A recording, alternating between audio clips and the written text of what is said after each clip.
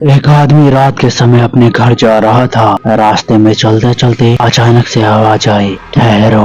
आवाज सुनकर वो रुक गया। उसने पलट कर देखा मगर कोई उसे नजर न आया। वो वापस फिर अपने रास्ते पर चल दिया। आवाज दोबारा आई, कहाँ जा रहे हो, रुक जाओ। वो व्यक्ति रुक गया। वो जिस रास्ते पर जा रहा था उस रास्ते के एक तरफ दूर तक घने वृक्ष लगे हुए थे। आवाज वहीं से गूंजी थी। उस व्यक्ति ने उन्हीं घने वृक्षों की ओर दृष्टि दौड़ाई। तभी कहा गया, घबराओ मत, तुम्हें कोई नुकसान पहुंचाने के लिए नहीं रोका गया है, बल्कि इसमें तुम्हारे फायदे की ही बात है। तुम कौन हो? उस व्यक्ति ने पूछा। ये सवाल अभी मत करो, पर तुम मुझे दिखाई क्यों नहीं दे रहे हो? फिक्र मत करो, बहुत जल्दी ही मैं तुम्हारे सामने प्रकट हो जाऊंगा। तुम मुझे अपना नाम बताओ। मेरा नाम सुभाष गौड़ है। सुभाष, ध्यान से देखो उस जमीन को जो तुम्हारी आंखों के सामने है। उस जमीन के किसी एक हिस्से पर तुम्हें कुछ चमकता नजर आएगा। उसने वैसा ही किया जैसा कि उससे कहा गया, यानी उसने अपनी आंखों के सामने वाली जमीन पर नजर दौड़ाना शुरू कर दिया। अचानक उसकी नजर जमीन के एक ऐसे हिस्से पर पड़ी जहाँ कुछ चमक रहा था। ऐसा लग रहा था जैसे कोई हीरा चमक रहा हो। वो झट से उस चमकते हीरे की ओर भागा। जब वो हीरे तक पहुँच गया तो उससे कहा गया, ये चमकती हुई चीज हीरा है, तुम उसे उठा लो। फिर इसके नीचे जमीन की सारी मिट्टी खोद डालो, तुम्हें जमीन के नीचे से बहुत सारे हीरे जवाहरात मिलेंगे। सच। सुभाष प्रसन्न हो गया। उसने चमक रहा हीरा उठाकर अपनी जेब में रख लिया। फिर जल्दी जल्दी वहाँ की जमीन से मिट्टी खोदने में जुट गया। लगभग 2 फुट गहरी मिट्टी खोदने के बाद वो बुरी तरह डर गया और चीख मारकर अपना स्थान छोड़ने को विवश हो गया, क्योंकि गड्ढे में बहुत डरावना चेहरा दफन था। शायद किसी ने गर्दन काट कर सर वहाँ दफन कर दिया था। गड्ढा खुद जाने के बाद वो कटा सर हवा में उड़ने लगा। उसने सुभाष से कहा, डरो मत, मैं तुम्हें कोई नुकसान नहीं पहुंचाऊंगा। मैं तुम्हें बहुत सारे हीरे जवाहरात भी दूंगा। इतना खजाना दूंगा तुम्हें कि तुम्हारी नस्लें दर नस्लें बैठ कर खाएंगी। उसके बातों से सुभाष के मन का भय तो खत्म हो गया, मगर उसे घबराहट बारंबार हो रही थी। अब तुम ध्यान से सुनो, मैं जिस तरफ चलूं तुम उसी तरफ मेरे साथ आओ। ठीक है, सुभाष ने कहा, और फिर वो डरावना चेहरा पश्चिम दिशा में बढ़ने लगा। सुभाष उसके साथ साथ पश्चिम दिशा में चलता रहा। लगभग 1 किलोमीटर तक चलने के बाद कटा सर रुक गया। सुभाष भी रुक गया। उसने सुभाष से कहा, इस जगह की मिट्टी खोद लो, हीरे जवाहरात यही गड्ढे में है। सुभाष खुशी से उछल कर बोला, अच्छा। फिर उसने जल्दी जल्दी वहाँ की मिट्टी खोदना शुरू कर दी। मिट्टी खोदते खोदते उसे वहाँ से हीरा जवाहरात तो नहीं मिले, मगर सर कटा धड़ अवश्य नजर आ गया, वो भी बहुत डरावना। उसे देख सुभाष चीख कर अपना स्थान छोड़कर वहाँ से दूर हो गया। तभी हवा में ठहरी उस डरावनी शकल ने कहा, डरो मत, ये मेरा शरीर है। सुभाष सूखे पत्ते की तरह थर थर कांप रहा था। अब तुम्हें एक अंतिम कार्य और करना है, इसके बाद मैं तुम्हें माला माल कर दूंगा।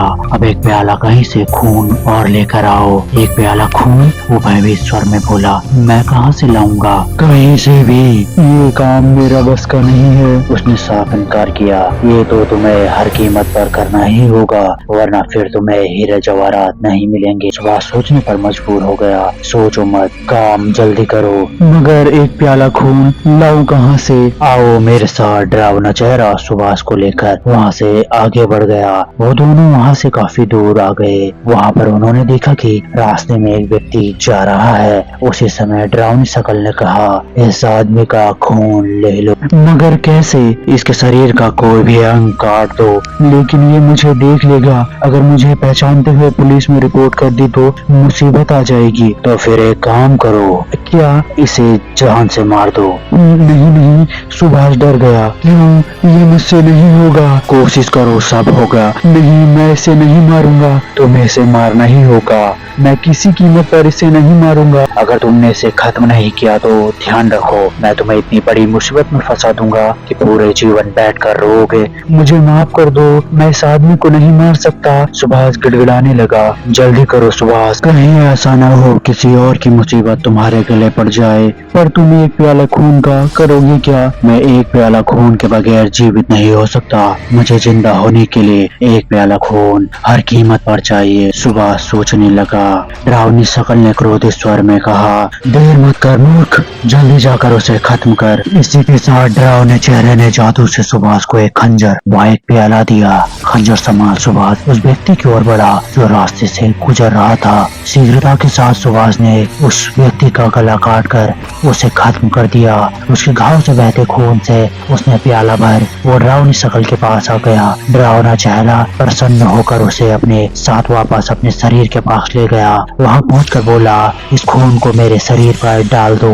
उसके कथन अनुसार सुभाष ने खून उसके शरीर पर उड़ेल दिया।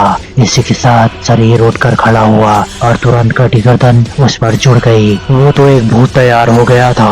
अब सुभाष की हालत खराब होना शुरू हो गई थी। उस भूत को देख वो बहुत घबराने लगा था। भूत ने उसका उपहास उड़ाने जैसी मजाक के अंदाज में उसकी तरफ देखा, साथ ही डरावने ढंग में कहा, खून का एक प्याला मुझ पर उड़ेल कर तूने अपनी ही नहीं बल्कि पूरे शहर की मौत को दावत दे डाली है। इतना सुन सुभाष के शरीर में पसीना आने लगा। वो तुरंत अपना स्थान छोड़कर वहां से भागा। उसी समय उछाल भरकर भूत ने उस पर झपट्टा मारा। वह उसे जमीन पर गिरा दिया और कहा, मुझे बहुत भूख लगी है, मैं तेरा मांस खाऊंगा। मुझे छोड़ दो, मुझे जाने दो, तुम मुझे नहीं मार सकते। मार सकता हूँ तुझे, क्योंकि तूने ही तो मुझे एक प्याला खून दिया था। ना तो मुझे एक प्याला खून देता और ना ही मैं जिंदा होता। अब तो तुझे मरना ही होगा। इसी के साथ भूत ने अपने नुकीले दांत उसके गले में घुसाकर उसे खत्म कर दिया। फिर वो बारी बारी उसके शरीर को जगह जगह से उधेड़ कर खाने लगा।